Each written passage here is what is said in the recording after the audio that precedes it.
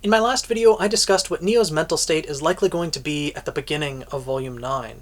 Treated like dirt and tossed aside once again, something that's happened multiple times throughout her life, as we found out in Roman Holiday. This time with Cinder Fall, the first person that she decided to trust after losing Roman. I think this one might sting quite a bit more. And especially now that she's going to be waking up in this other world, likely completely alone in an unfamiliar environment, she's not going to know what to do or where to go. And she's going to be feeling extremely vulnerable now that she also lost her weapon.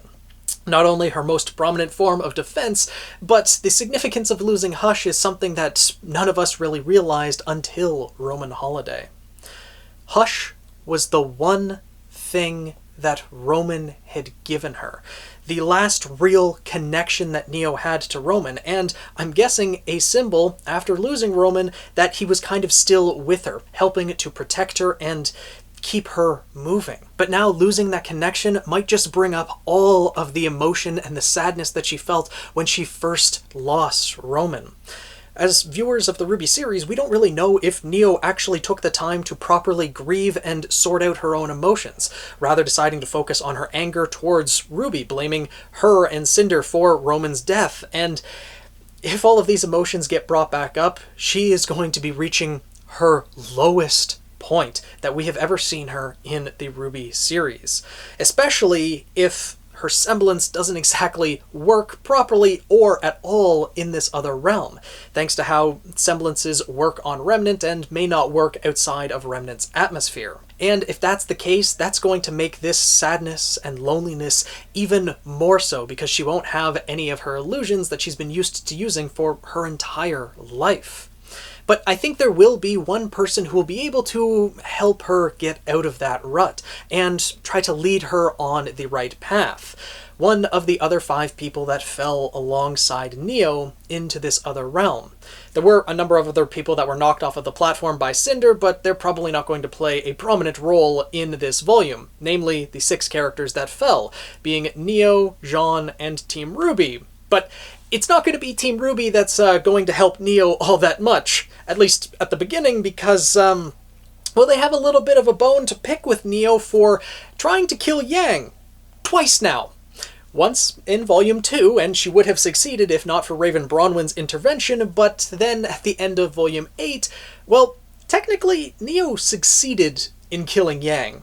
At least for a couple minutes. Yang was dropped into this other realm thanks to Neo, and everyone on Team RWBY did think that Yang had died. And that anger and that resentment isn't going to go away. Obviously, when everyone wakes up in the other realm, they're going to realize that Yang is probably alive as well. They're going to search for her, eventually reunite, but yeah, they're still going to have a grudge against Neo. Jaune, however, I think will be able to trust Neo at least a little bit, give her a second chance, because he doesn't have the exact same experiences with Neo that Team RWBY does. Now, he was in the other realm, going through and trying to get people from Atlas and Mantle to come through the other realm and get to Vacuo, so he may not have actually seen Neo take out Yang in that way. But even if he did see Neo's actions, and not to mention he's also had some experiences with Neo himself, that, well, she stole the Relic of Knowledge from him and Team Alpine, as well as the stories he's heard from Team RWBY, I do think that Jaune will be able to give her a second chance, or at least give her a little bit of trust after he sees how vulnerable and alone and sad that Neo is. I can already imagine a scene of, you know, even if Neo does have her semblance in this other world, she sees Jaune coming and she tries to use her semblance to hide. Jaune is just as confused and alone as Neo is, trying to figure out where to go, how to get out of there. Jaune may be calling for the rest of his friends, the rest of Team RWBY, and the people that he knows has fallen. And Neo will disperse her illusion, looking very sad and alone. Jaune initially on guard a little bit, but, you know, he doesn't have his weapon either. His Crocea Moors was shattered. Neo doesn't have her Hush, so I think they might come to an agreement of, well, trying to get out of there together. 2 heads better than 1 type thing, at least at the beginning. But after traveling together, Neo will realize that Jaune actually has a few similarities to Roman. Roman was the one person in Neo's life that didn't judge her at all because of being mute. And honestly, Jaune's the same way. He's not going to judge anyone based on physical appearance or disability or anything like that. He is just really a kind person, and I think he would treat Neo no different than anyone else. That will start to cause Neo to open up, I think, to Jaune. And especially if they get communicating in any capacity, really, they will realize that they do have a lot in common because of the fall of Beacon Academy. Both of them lost someone extremely important to them. Neo lost Roman, but Jaune also lost Pyrrha. Pretty much at the exact same time, these two characters lost someone very important to them. And honestly, they kind of had similar approaches to this, taking it on to themselves to try to, well, in Jaune's case, get stronger, and the same with Neo, but Neo getting stronger for her revenge, and Jaune getting stronger so that he doesn't have to put his friends in danger like that anymore. But the difference between these two is that Jaune had the rest of Team Ranger. He had the remainder of Team Juniper, Nora and Ren, to support him and eventually bring him out of that. And he's in a much better place now. Neo, however, had no one. And then she had Cinder. And we all saw how that turned out, and now she's just going to be plummeting even further into despair. But Jaune, I think, can be there for Neo. I think they can be a solace for each other, and they can help each other grow. More so Jaune helping Neo, as she really needs to figure out what she wants to do with her future moving forward. We saw in Roman Holiday that she never really had any particular goals in life. She was just trying to have fun, enjoy her life, and then once she met Roman Torchwick, she really just joined him in his goals. And when she lost Roman, then it was just getting revenge for Roman's death. She's never really had any motivations of her own, and I think Jaune might be able to help her along that path, eventually getting to that point where Neo won't have that anger towards RWBY anymore. Jaune will be able to talk to her about her emotions, and Neo will realize that it was kinda Roman's actions that led to that entire scenario, and RWBY isn't necessarily responsible for that. Perhaps. Or perhaps there will be a confrontation between Neo and RWBY. Jaune will have to step in, trying to break things up, but we'll see how things go, and I want to discuss that topic in particular in a different video. But I think that Jaune will be able to put Neo on the right path. Whether she becomes like a protagonist fighting alongside Team RWBY is up for debate. I have a feeling that she may not necessarily join the protagonist's side, much like Emerald seems to have done, but become more of a third party. She'll definitely join the fight against Salem because, well, anyone who doesn't want the world destroyed, and of course themselves as well, is probably going to fight against Salem because there's really no other choice. Either accept your demise or fight against her. So Neo will probably join the fight against them, but not necessarily join up with Team RWBY and be all buddy-buddy with them, though I would love to see that. Because there is the overall question of redemption, and what characters are redeemable, or have the potential to be redeemable. The two characters, of course, coming to mind is Neo and Emerald, because they've both done very bad things that have led to the demise of others.